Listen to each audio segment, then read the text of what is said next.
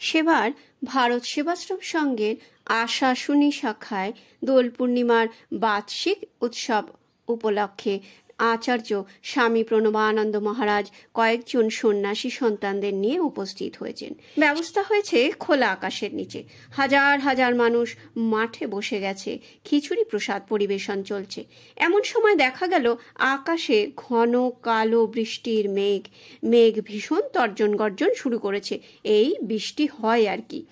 পরিবেশক সন্ন্যাসীরা প্রমাদ গুনল।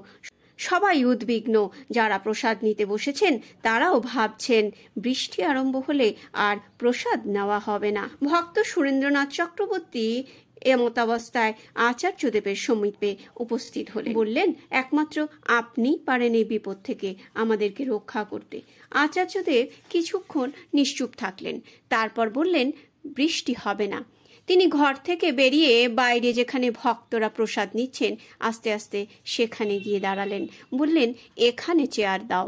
তিনি চেয়ারে বসে আকাশের দিকে চেয়ে থাকলেন। কিছুটা দূরে খালের পাড় ধরে ঝমঝম করে বৃষ্টি হতে থাকলো। সকলের অজ্ঞাতে শ্রী ভগবান আচার্যদেব তার যোগ শক্তিকে মানুষের কল্যাণের কাজে লাগালেন। অনুষ্ঠানের জায়গায় তিনি যতক্ষণ বসে রইলেন ততক্ষণ বৃষ্টি হলো না। ভক্তরা মনের আনন্দে প্রসাদ গ্রহণ করলেন। তারপর তিনি চেয়ার থেকে উঠে ঘরে চলে যাওয়া পরই ঝমঝম করে বৃষ্টি আরম্ভ হলো।